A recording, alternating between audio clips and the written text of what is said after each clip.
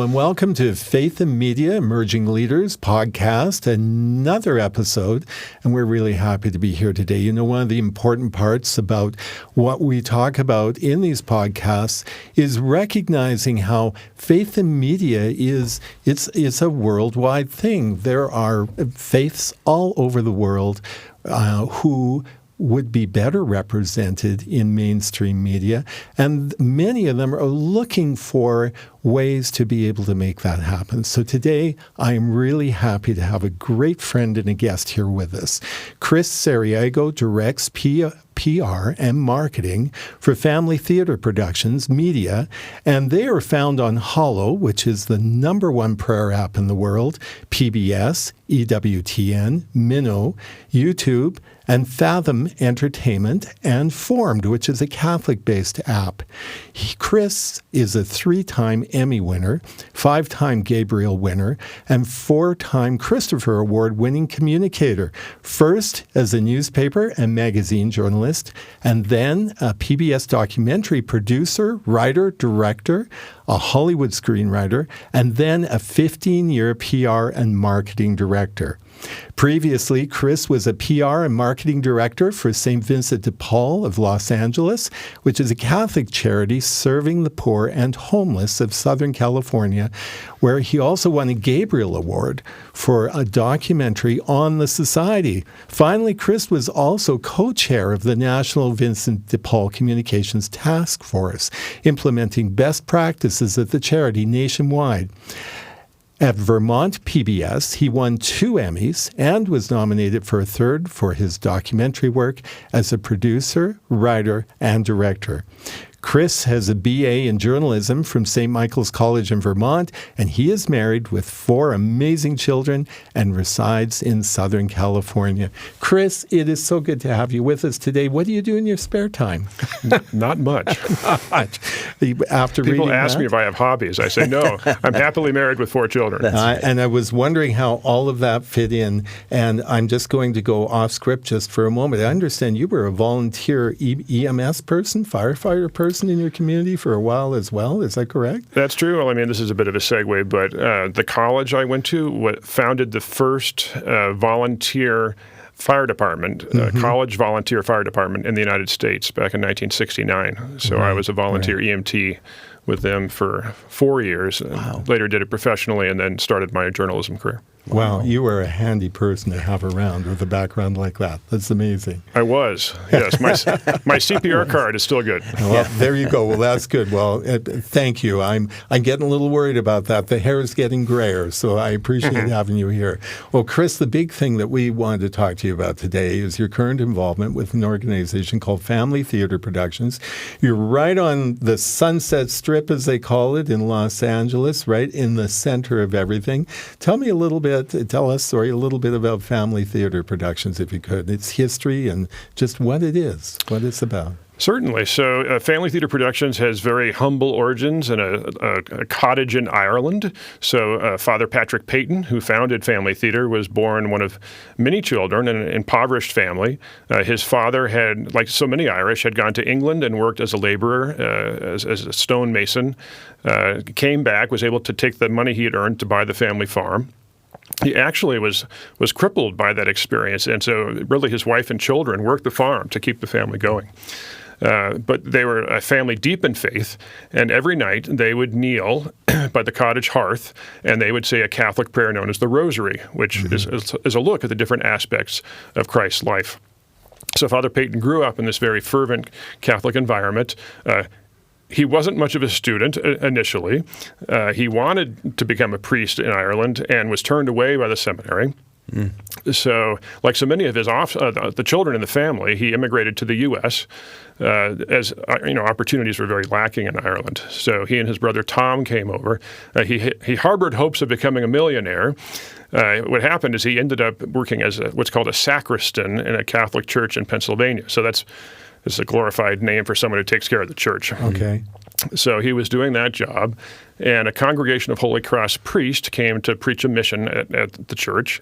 And Father Peyton talked to him and was quite taken by the priest and told him about his hopes of possibly becoming a priest one day. And so he ended up joining the congregation, going to Notre Dame, into the seminary. And he was, I think, a year away from completing his studies for the priesthood when he came down with tuberculosis. So tuberculosis in those days was a death warrant. Yeah. If you got it, you were probably going to die from it eventually. Southern California, where I live, is filled with what in those days were known as lungers, so people who moved out for the desert climate in hopes of prolonging their lives. So he was in bed for a year, and he was basically told that he was going to pass away, that he should make his last preparations. So Father Cornelius Haggerty was one of his mentors and a priest at Notre Dame, and Father Cornelius came into Father Peyton. Well, it wasn't Father Peyton at that time, and he said, okay, Pat, this is sort of where the rubber hits the road.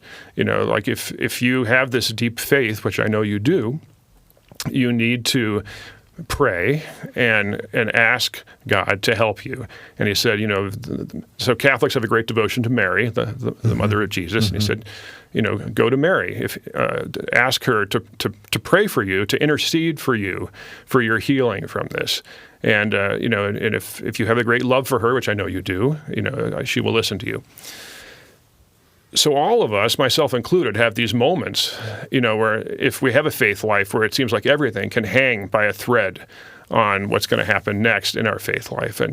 And what happened next was amazing. So Father Peyton prayed. He asked Mary to intercede for him and to heal him. And he was dramatically healed of tuberculosis. And the doctors were amazed. They couldn't believe it. Wow. So there's written testimony from his physician saying this really is miraculous. And so as Father Peyton healed, he said, I want to dedicate my life to preaching the power of prayer. And later he referred to himself, so this is someone coming from a humble farm life, he referred to himself as Mary's donkey. As he became later, years down the road, very famous, he said, I'm Mary's donkey, in his charming Irish brogue. So he started a radio show in upstate New York. Then he went into New York City and pitched doing a national radio show to one of the major networks there. The lady was not terribly receptive. I think both of you have seen his life story, seen Pray. So great film, Pray, the story of Patrick Peyton. You can check it out at EWTN for free, the Global Catholic Network. Okay, I'm back. So he pitched doing this radio show, and she wasn't terribly receptive. But she said, well, if you get a star, we could possibly do this. And so Father Peyton, being extremely charming and Irish, the two of them seem to go together. I'm married to an Irish woman, so I can say that. He cold called Bing Crosby on Christmas Day, I believe, in Hollywood, and asked Bing Crosby if he would be on his radio show. And Bing said yes. So Peyton did this amazing radio show where they had Bing Crosby, they had President Harry Truman, they had the parents of the 5 Sullivan brothers who went down altogether, unfortunately perished in World War II. And it was this remarkable show. And after that, it was a great success. And Father Peyton said, well, I need more stars. Where do I find them? Of course, completely naive how this works. And everybody said, well, you need to go to Hollywood. Yeah. So he got a ticket out to Hollywood. He went to Blessed Sacrament Church in Beverly Hills and met many of the Hollywood Catholics there. And that was the beginning of his radio show. So the company I work for, the organization is called Family Theater Productions. So in those days, it was known as Family Theater of the Air. And at that time, the studios had to provide their talent in an arrangement where they would do a certain amount of wholesome, family-friendly, or faith-based work for free that the studios would pick up. And so that began Father's radio show. And so he had amazing stars, like Lucille Ball, Bing Crosby, all the A-list Hollywood stars at the time appeared on Father Peyton's radio show. And that is amazing. When we have been to, John and I both been to your offices, and it's wallpapered with Father Peyton with big names of people. You look at it and go, wow, I know who that is. Really quite incredible. It really is. Well, it's an amazing story, especially, so they've interviewed his relatives back in Ireland, recently. They're like, yes, he was associating with all the film stars. Yeah. It really is. Yeah, it's a tremendous story, especially for someone from a very humble background. Yeah. So tell us a little bit more about Family Theater Productions. Where is it today, and what are the goals of Family Theater Productions, and how are you influencing media in general? Sure. So it's interesting to me, having studied BYU TV recently before I came here for a visit, that a lot of the phraseology that we use at Family Theater Productions is very similar to yours at BYU TV. So we use words like to entertain, to educate, to inspire. Mm-hmm. So we're a Catholic media company that seeks to open hearts with stories of faith and family, hope, belonging, love, and joy. So these stories can be, and the content can be explicitly Catholic, or it can simply be family friendly. So we produce a variety of content. Mm-hmm. Oh, that's great. And some of that content has been really impressive. One that I particularly really admire, there's Pray, the one that you mentioned, which really is a fantastic story of Father Peyton. The other one I've watched is one called The Dating Project. Can you tell me a little bit about that? Sure. So The Dating Project is a documentary done by Megan Harrington. It's a wonderful film. It's about an unfortunate topic. Excuse me. It's about the hookup culture in the United States and offers some remedies for that. So I have all of my children watch the film before they go to college because I want them to know, what's out there. So it's a fabulous film. It's going to be on EWTN, which is the Global Catholic Network, shortly. Mm-hmm. Right now, so we have Pray, the story of Patrick Peyton, on EWTN as well. So you can watch that on EWTN on demand if you just go to their website. Mm-hmm. Cool. Chris, tell us about some of your children programming as well, the programming you have for children.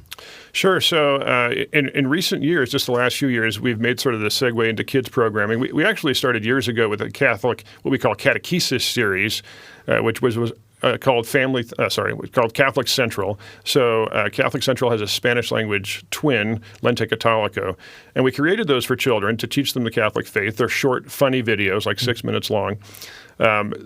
They're actually very popular now among everyone. So good for kids. Teenagers absolutely love them, and adults watch them in their Catholic training classes to become a Catholic. So that's where we started. In recent years, we've segued. Now we have a charming preschool series for children in English and Spanish that's called Guillermo and Will.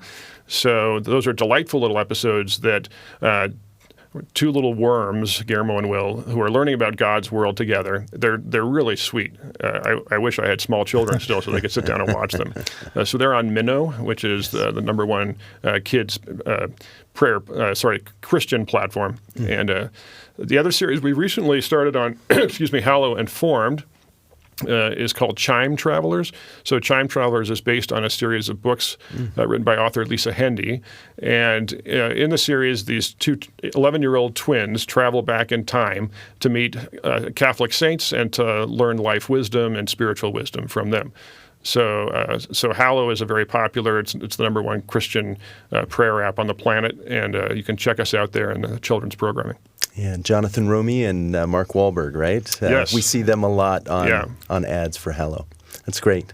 That's great. One other question, and I'm going to delve a little bit more personal now into your journey.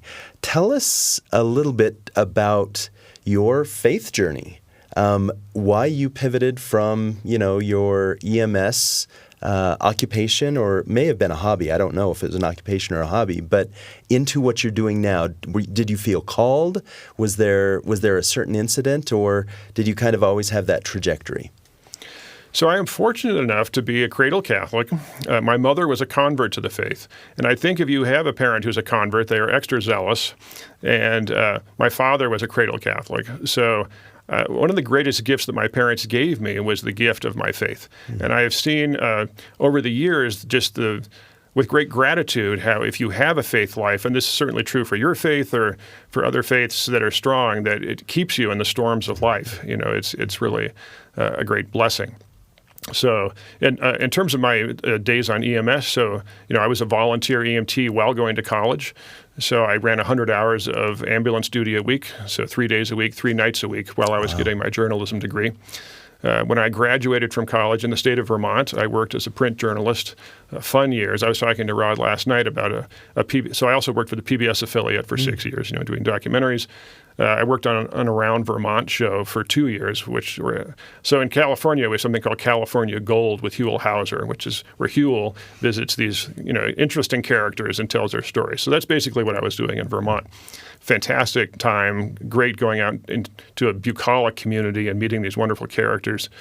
After that, I worked on a series on business and the environment, and then the series that I won 2 Emmys for was on struggling farmers. So my boss, Enzo DeMaio, and I went out, and it took us a year and a half to do the series of 5 1-hours. Covering the Vermont dairy farmers, which, most people say to me, no one wants to watch a show on Vermont dairy farmers. And no one's going to win an Emmy for a show on Vermont dairy farmers, especially when on dairy economics. But I think you proved them wrong. We wrote it pretty well. Yeah.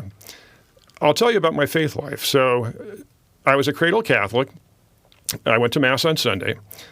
I prayed when I got in trouble. So did you pray often? Off and on. Okay. I reached a certain point in my career where I was a hard-charging PBS producer, very successful.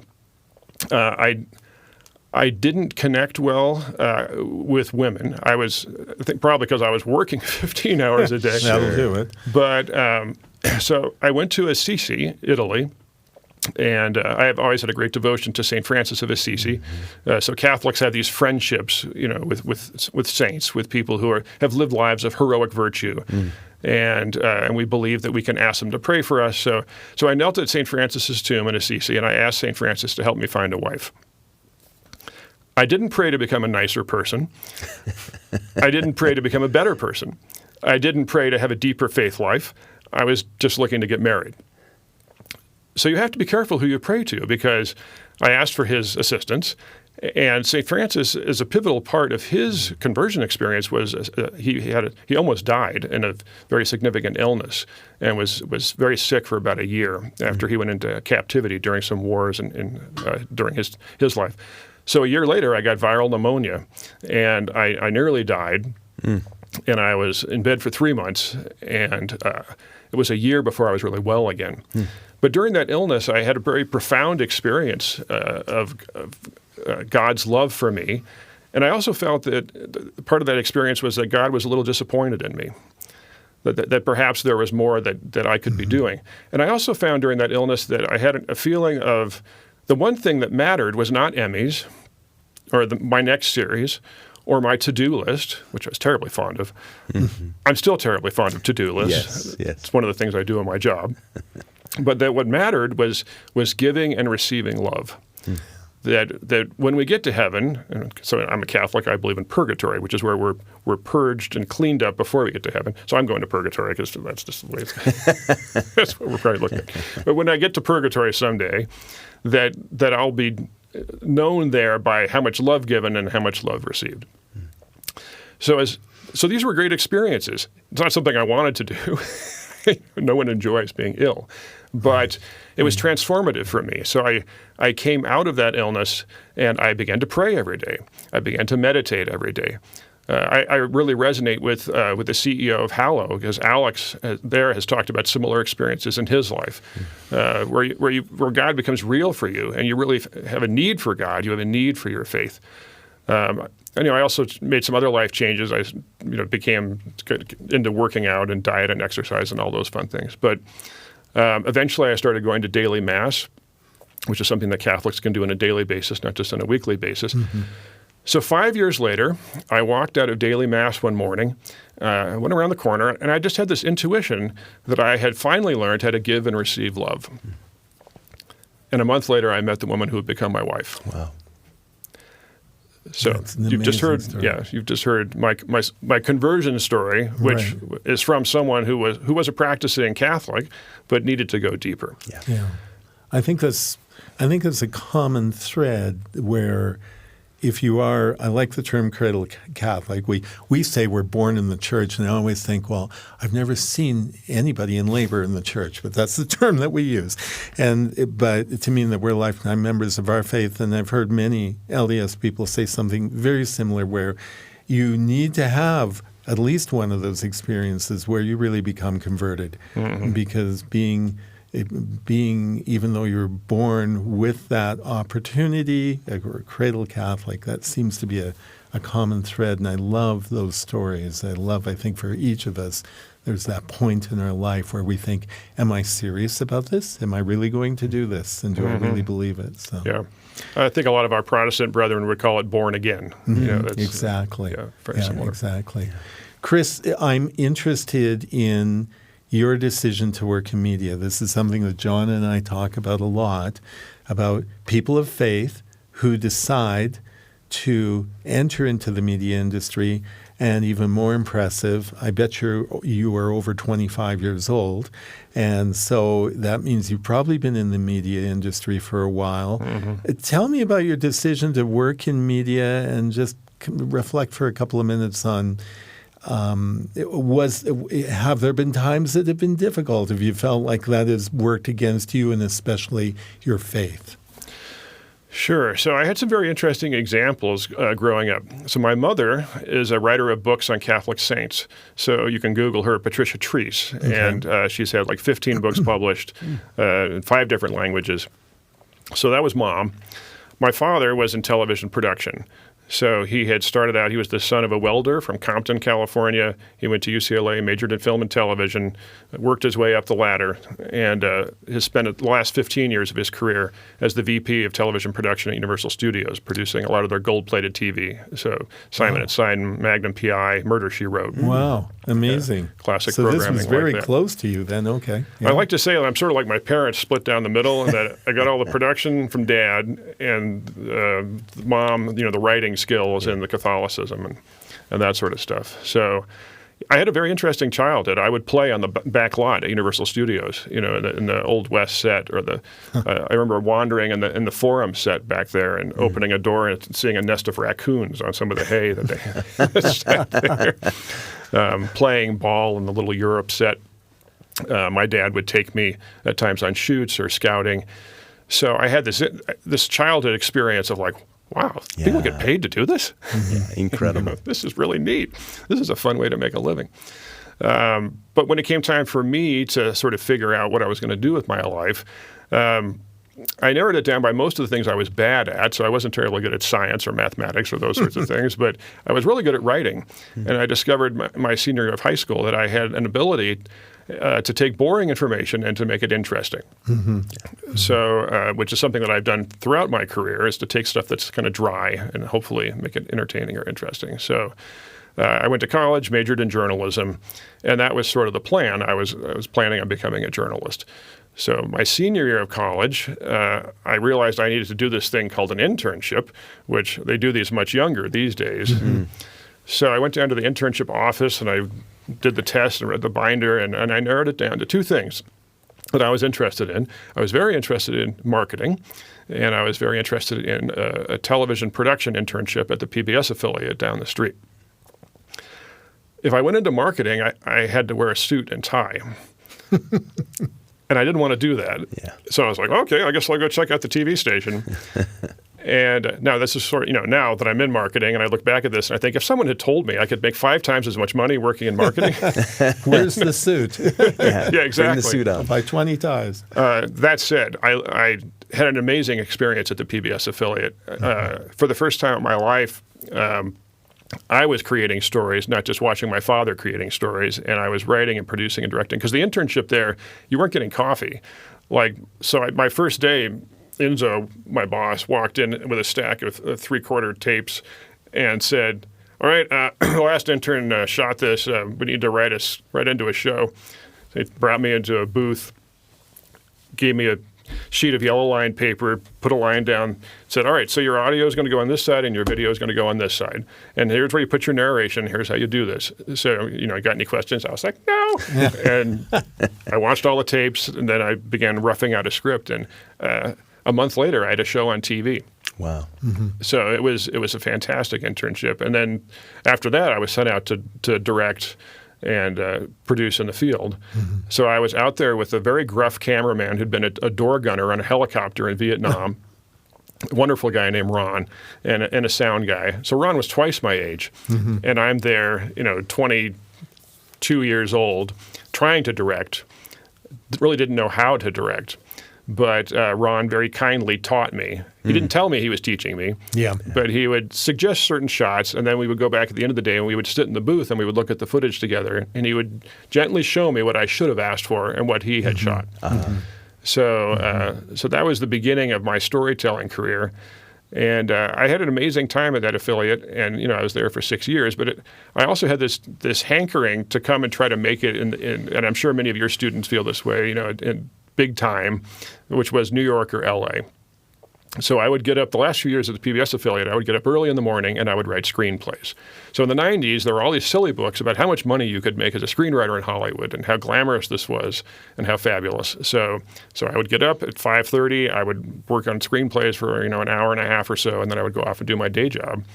So I mounted a stack of screenplays, and eventually made the decision to leave the PBS affiliate, to let go of the life raft, my source of support. Real job. And even when I moved back to California, Enzo called me. He's like, "Do you want to come back? I've got a show for you." I was like, "No, trying to make it as a screenwriter." So that's another story. But I got a manager. I got an agent. I took meetings. I sold a spec romantic comedy to the studios. So against the odds of 1/4 or 1%, it's that difficult to sell a spec script in Hollywood. I broke those odds twice. Wow, good for you. So I didn't like screenwriting. I thought that I would like it. It seemed like a neat thing to do. I should say I enjoyed the craft of screenwriting, but the lifestyle was one that I found difficult because I was alone all day long. So it was myself and Taffy, my dog, crafting content, and then going into meetings, taking notes from various and assorted folks, and then coming back and rewriting. I met some wonderful people. I had this conversion experience that I told you about before I went out to L.A., and so I was very determined that I was only going to work on content that was wholesome and family-friendly. I wasn't going to do anything, that was salacious or that was something that I couldn't show to my mother, basically. So, so the way that worked out is then some of the successes I had were in Christian or Catholic content. But I went through the Writers Guild strike in 2008 with a wife and 3 children to support. And at that point I said, it's time to get out of showbiz. So I went to work doing PR and marketing for nonprofits at that point, and that's what I've been doing ever since. And it's just taking the storytelling ability and doing something else with it. And the check arrives every 2 weeks. Yeah. Which is very nice, isn't it? Yeah, that's really important. I'm interested, did you ever feel like being a person of faith, being a Catholic, when you were doing screenwriting and working in that part of the industry, was that ever difficult? Was it something you felt that you could comfortably bring to work? Because, and the reason I'm asking this is a lot of our audience is young people of faith who are wondering, how does this work?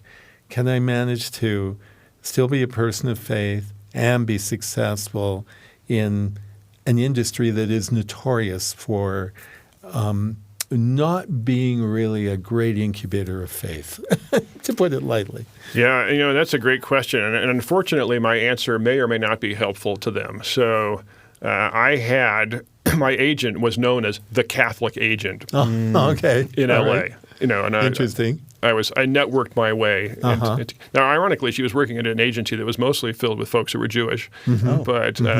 But so she understood me. We spoke the same Catholic shorthand.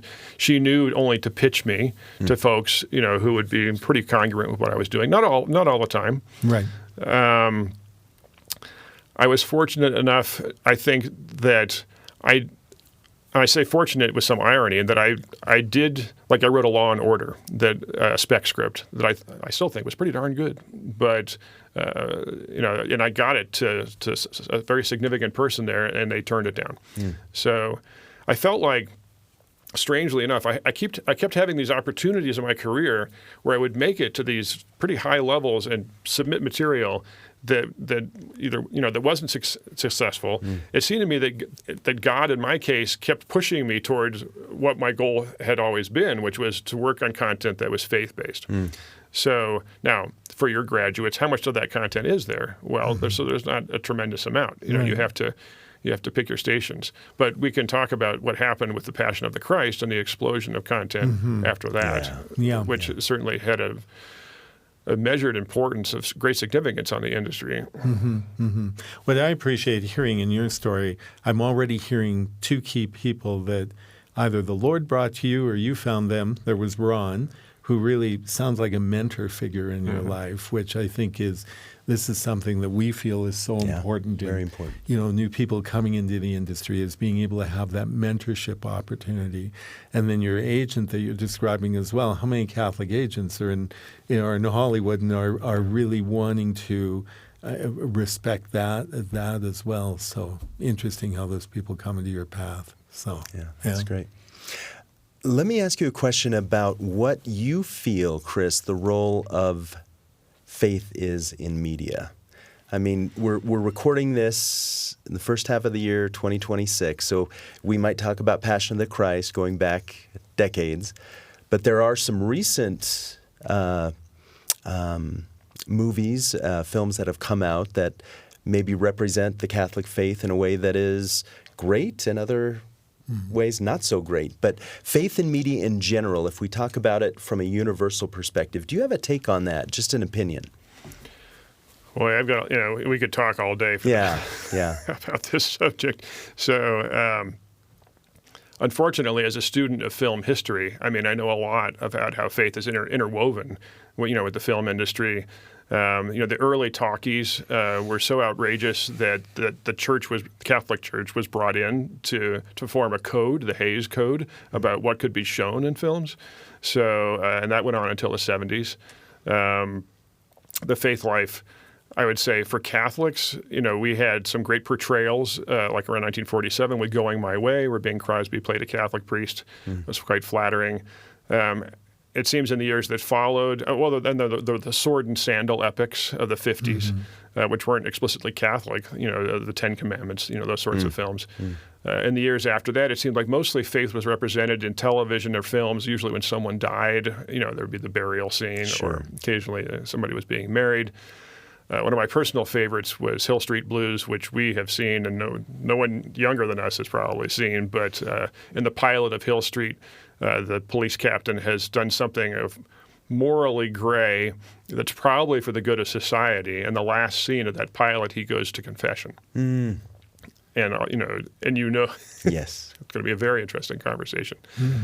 I feel like Catholicism, obviously, it's a mixed bag in terms of our church. We're a church of saints and sinners, and so that's been portrayed in the media, sort of both ways. To me, the really revolutionary film in terms of Christian and faith content is The Passion of the Christ. So when The Passion of the Christ came out, I remember seeing it in the theater and being shocked and amazed by the brutality and the pugnacious nature of that film, but also the beauty of it. And I can tell you that the Hollywood executives were shocked and amazed at how much money that film made. So worldwide, that film made so much money that it woke Hollywood up to the fact that there was this massive faith audience that was out there. And so since that time, the faith films have really multiplied. So, our Protestant brethren are producing some fantastic films. So the Kendrick brothers, Kingdom Story Company, they're producing great films. There are more and more Catholic films. God Is Not Dead, was an amazing film that made an amazing amount of money. And that production company continues to churn out fantastic films. So, but really, I like to point to The Passion as opening many doors, because also what happened with The Passion is, so now mainstream Hollywood studios have divisions. They're small, but they're little divisions that are producing faith content. So all of that happened after The Passion. Very good. And one last question I'll ask, and Rod, you can finish this up as you see fit, but these next 3 to 5 minutes might be the most important actually for some of our viewers. If you were a person in your early 20s entering the industry now, give your current advice to them. What would you say to them if you had 3 to 5 minutes with them? What should they look out for? What should they double down on? Who should they network with, etc.? Oh boy. Okay, so this is really important. Yeah, it's, if you're beginning your career, well, the first thing I would say is don't come to Hollywood. And that may sound strange, but the industry at the moment is really contracting. So there are so many folks in Hollywood who are being laid off. Disney just laid off, they laid off more than 1,000.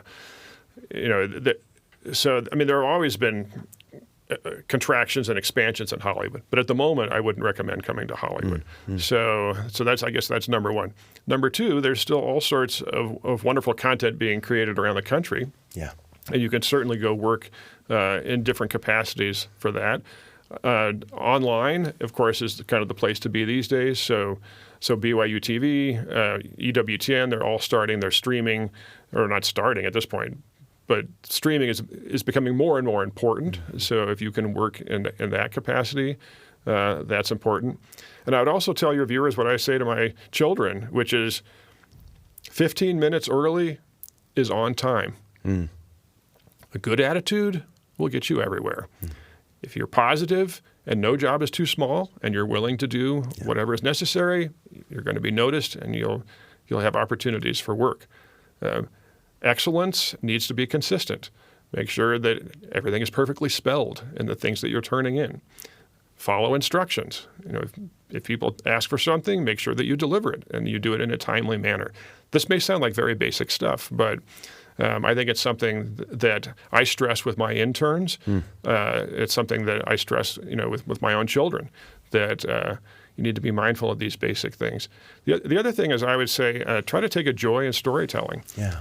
People who have a joy in sharing stories, I think are more contagious. And the other thing is, if you're a Christian working in any industry, I believe that you can be a person who is of influence simply by your existence. So to come back to St. Francis of Assisi, one of his sayings was to preach the gospel constantly and sometimes use words. I think that you've talked about it as a points of light or radiating light, that whatever field you're working in, if you're someone who's a faith person, I think that gets noticed. Sometimes it gets persecuted. But oftentimes you'll find that you have an influence or you have a ripple effect of goodness on the people around you. Wonderful. Beautiful. Thank you. Yeah, I really love that. I think what my wrap-up question is as we talk to young people, some of them are really determined and excited about moving into the industry. Others, they really love it, but you can hear between the lines of, I'm scared to death. Like faith is important to me. I don't know what's going to happen. Like, can I have a marriage? Can I have a family? And all of those things. And I think if you go back even further, and poor Johnny hears me talk about this all the time, I think there's a lot of parents that like, a filmmaker? Really? Like, how about accounting? How about dentistry? How about anything? They're looking for plumbers out there like crazy in this country right now. And yet I personally feel like media is just such a powerful tool to influence people, whether it's influencing you in ways you agree with or disagree with. But when it comes to faith, it's a tool that is just barely started being, used. I hate to use that term, but leveraged maybe for being able to help people understand what I call the practical role of faith in our lives. We're a society struggling with mental health issues right now, and I think that faith plays a big, big role in helping to cure that disease,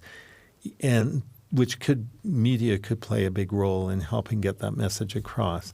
So I think from that big, long soliloquy, what would you tell a young person who is maybe on the fence about this, or even better yet, if you were a parent of a young person who just declared to you, "Hey, yeah, I want to go to film school," how would you feel about that, and how would you frame that? Be honest with us, Chris. You can say, "Don't go, be a doctor." Yeah, I'm not sure you're going to like the answer, because I counsel young people who come to me to be very dubious about approaching film school. I wanted to be an actor when I was in high school, and I went to my parents, and I said, "I want to do this." And my dad said, 97% of actors are unemployed. 3% are successful. He said, take your storytelling gifts and do something else with them that's more practical. And that's one of the reasons I became a journalism major. If you have a passion for something, I think it's fun to pursue it, knowing that it's always good to have a plan B. So, I get people who call me or reach out to me asking for this sort of advice, and I say if you're attempting to go into a creative career, it's extremely difficult because of the competition. Everybody wants to do it, and there aren't that many jobs, and these days there are even fewer jobs. So that is a challenge. What I tell young people is consider majoring in communications, majoring in English. Every business, every organization needs a professional storyteller who can spell. Yes, yes. There's great job security in that sort of major. And as far as the film school angle, these days there are businesses or organizations that have someone who just does editing and who just does their YouTube, does their social media, which is increasingly with Reels, video-based. So I think that translates into a career where you can make a decent living as a storyteller. So my oldest daughter majored in marketing, but she also she's an excellent storyteller. She can shoot, and she has a full-time job now working for a faith-based organization as their marketing person. Okay, interesting. Yeah, I think that is part of the implosion I think that's happening in this industry. Yet, while we're watching Hollywood, as we call it, that center of the film industry contract, the audiences are growing and the audiences are still out there. So there's still demand, and there are still ways to satisfy that demand. I guess just doing a PS on what I promised was my last question. Maybe this one for sure is my last question. What do you think young people are missing who are trying to come into the industry? Do you have a sense of, is there something that they're missing? They go to film school, they learn the basics of how to make a film, but this is a question I really don't know the answer to too, and I'm collecting opinions on it. Is there a piece of the puzzle that we're not seeing that we're missing in film schools and in media education? I'm not sure I can answer that question because I'm not in a film school. Right. I could say probably two things. One, get off your phone. Learn to talk to other human beings. Don't always be texting. It's very difficult for you to exist in the real world if you live in a virtual world, as much fun as that world may be. We have a problem in the education of our Catholic seminarians in that they come to the seminary and they get to prayer time where they have to spend a half hour sitting in silence, and they're not used to it because they're always on their phone. Yeah. The other thing I would say is, for goodness sake, don't abandon your faith. Don't think that giving up your faith is going to be a plus for you and make you more marketable or better able to exist in the wider world. Giving your faith is an anchor. It's an anchor that's going to hold you against the storms of life, and the storms of life will come. And your faith will also help you in so many ways. It'll help you choose a better spouse. It will help you raise better children. It'll help you be a better husband and father or wife. It'll help you be a better member of the community. And again, it can keep you at times from grave peril because you are a person of faith. Love that. That is great. Chris, thank you. Thank you. That was beautifully put. And we really appreciate your time and coming out here to be with us from Los Angeles, and we really appreciate your input on this. Really, really important. Thank you so much. Thank you so much for having me, and you folks are doing wonderful work, and I'm grateful to be here to visit with you. Well, thank you. Thank you.